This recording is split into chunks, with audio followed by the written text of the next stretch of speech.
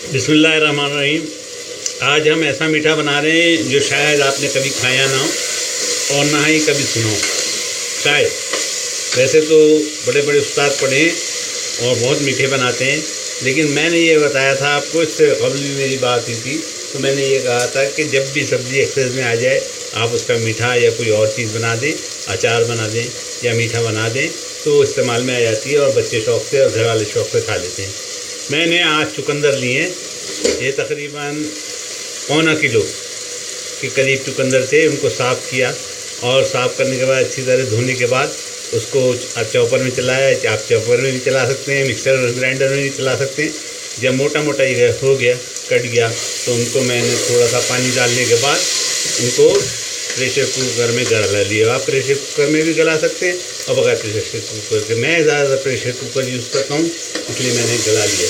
उसमें थोड़ा सा तेल डाल दिया था ताकि ये बर्तन में लगे नहीं, देखे नहीं लग रहा है, इसलिए मैंने तेल डाल दिया था। अब वो तेल छोड़ दिया इसने, तो इसका मतलब ये पूरी तरह तैयार है। और इसमें चाय का कप दूँगा, ये चाय का कप है मीडियम वाला। इसको 2 कप मैंने शुगर डाली, तकरीबन 2 कप 2.5 कप आप डाल सकते हैं, जितना मीठा आप खाना चाहें, जितना पसंद है। और इसमें मैंने 4-5 इलायचियाँ, 3-4 लौंगे और 2 दालचीनी के टुकड़े ग्राइंडर में ग्राइंड करने के बाद, उसका पाउडर बनाने के बाद इसमें मैंने डाल दिए थे।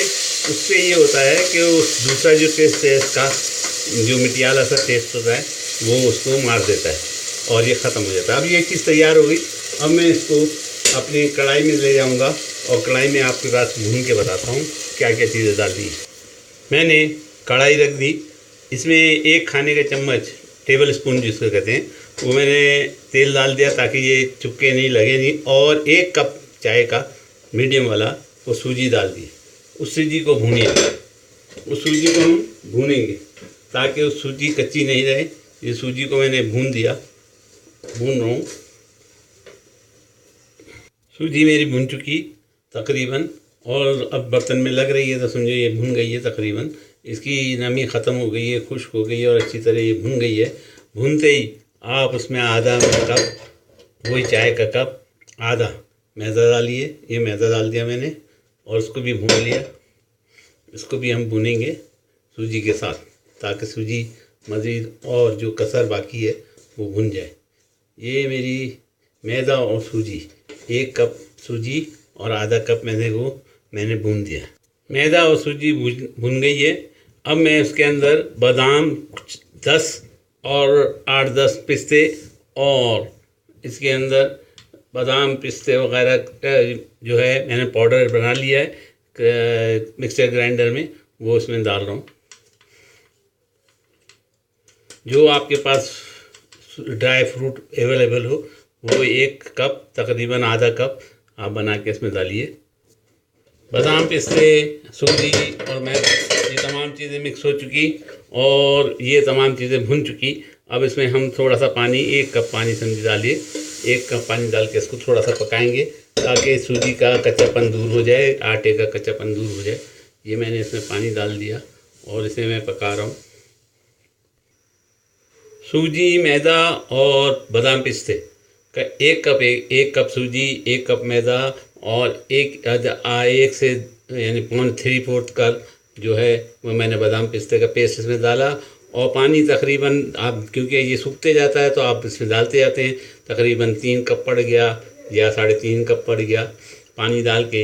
ये हमारी सूजी मैदा तैयार हो गई है। इसके अंदर अब हम 1 कप चाय का खोपरा डालेंगे।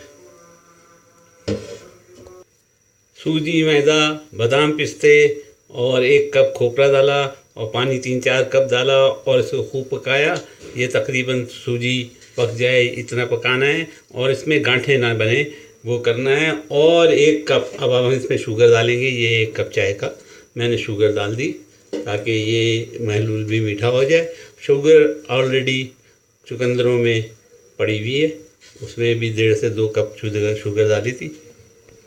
अब हम इसे इतना पकाएंगे कि इसका पानी सूख जाए और हिलाते रहेंगे ताकि इसमें गांठें ना बने। ये इस तरह मिलाइएगा कि इसमें गांठें वगैरह ना बने और तमाम चीज़ें पक जाएं। महलूल हमारा ये तैयार हो गया तकरीबन।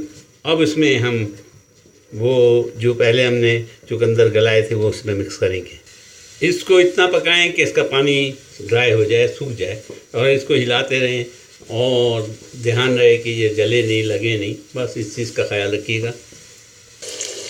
अब हमने अपना चुकंदर का बर्तन चूल्हे पर रख दिया है और चुकंदर का बर्तन में से पानी सूख गया है। उसमें तेल भी थोड़ा सा छोड़ दिया, थोड़ा सा उसमें तेल डाला था। उसमें अब हम ये इस महलूल को डालेंगे जो हमने तैयार किया है। सूजी, मैदा और शुगर और खोपरा और बादाम, पिस्ते वगैरह का पेस्ट यानी उसको हमने पीस के डाला था, वो इसको इसमें मिक्स करेंगे।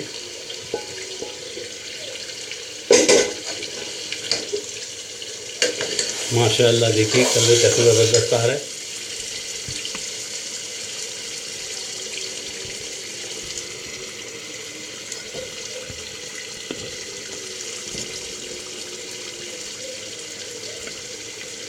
ये हमारा हलवा तैयार हो गया। अब खुशबू के लिए आप इसमें जायफल, इलायची या ज़ाफ़रान डाल सकते हैं, जो दिल करे आपकी खुशबू के लिए आप इसमें डाल सकते हैं।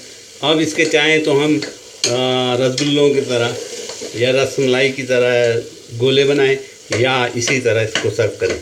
मुझे उम्मीद है आपको पसंद आएगा और ज़बरदस्त बनेगा और इंशाअल्लाह आप भी बनाएंगे।